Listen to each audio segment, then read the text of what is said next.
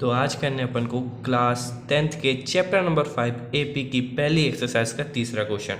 अपन ने पहला और दूसरा क्वेश्चन कर लिया है। बहुत ही आराम से अपन क्लास 10th को करेंगे और एकदम फोड़ देंगे क्लास 10th की मैथ को। तो ठीक है, तो क्या बोल रहा है question number 3, for the following APs right the first term and the common difference. बहुत ही आसान क्वेश्चन है। ये अपन को एपी दी गई है, अपन को बस इसका फर्स्ट टर्म बताना है यानी कि ए, जिसको अपन ए से डिनोट करते हैं, और डिफरेंस यानी कि स्मॉल डी।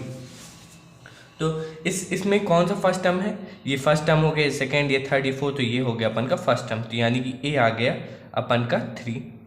इसलिए डिफरेंस कैसे निकालते हैं? डिफरेंस निकालते हैं सक्सीडिंग माइनस प्रीसीडिंग, यानी कि second term minus first term भी अपन बोल सकते हैं।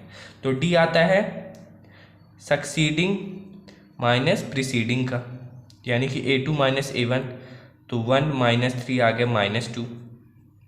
अभी और एक चेक कर लेते हैं क्या ये भी है -1। अब ये सक्सीडिंग है, ये प्रीसीडिंग है, तो यानी कि A3 माइनस A2 भी निकाल लेते हैं अपन। कितना है? -1 ये भी -2 आ गया अपन का ए। बट कंफर्मेशन के लिए मैं आपको निकाल के बताऊं, ऐसे कर सकते हैं, ठीक है। फिर अपन निकाल लेते हैं A4 माइनस A3, -3 -1 माइनस करते तो माइनस माइनस प्लस हो जाएगा, ये आ जाएगा, ये भी आ गया अपन का -2, ठीक है।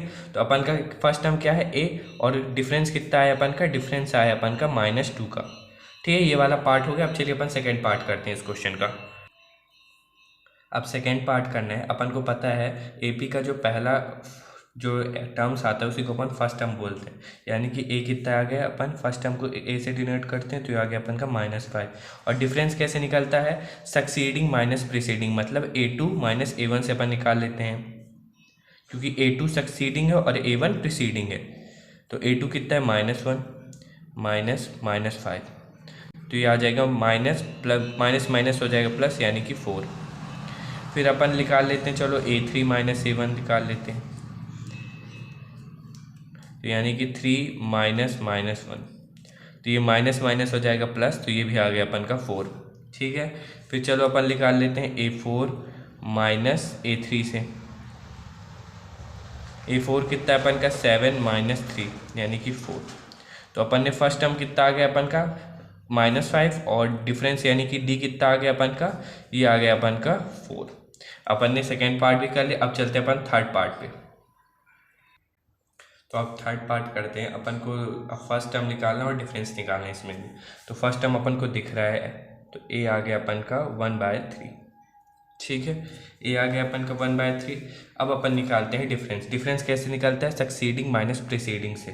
तो यानी कि अपन निकाल लेते हैं A2 माइनस A1। A2 हो गया सक्सीडिंग और माइनस कर रहे हैं अपन A1 से, यानी कि प्रीसीडिंग।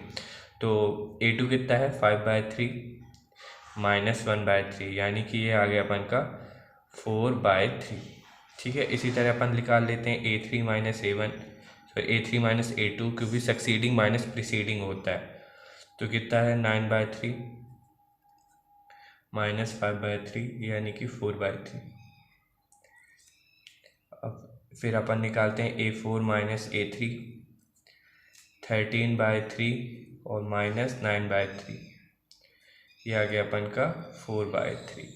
तो अपन का फर्स्ट टर्म कितना आ गया है? ए यानी कि 1/3, और डिफरेंस कितने का आ रहा है अपन का? 4/3 के।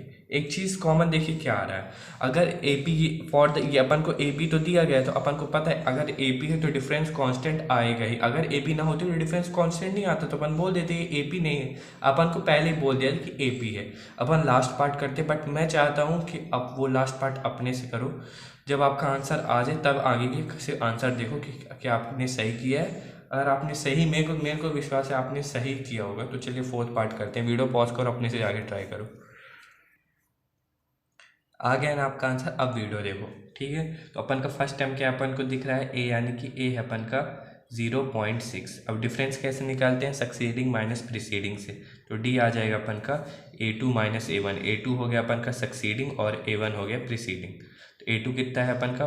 1.7, माइनस करेंगे अपन 0.6 को, ठीक है। तो ये आ जाए, कितना आ जाएगी ये बताइए आपका? कितना आ जाएगी? ये आ जाएगा 1.1, ठीक है। फिर इसी तरह अपन निकाल लेते हैं A3 माइनस A2। A3 कितना अपन का? 2.8 माइनस 1.7, तो ये भी आ जाएगा अपन का 1.1। फिर अपन इसी तरह निकाल लेते हैं A4 माइनस A3, कितना है 3.4 माइनस 2.8,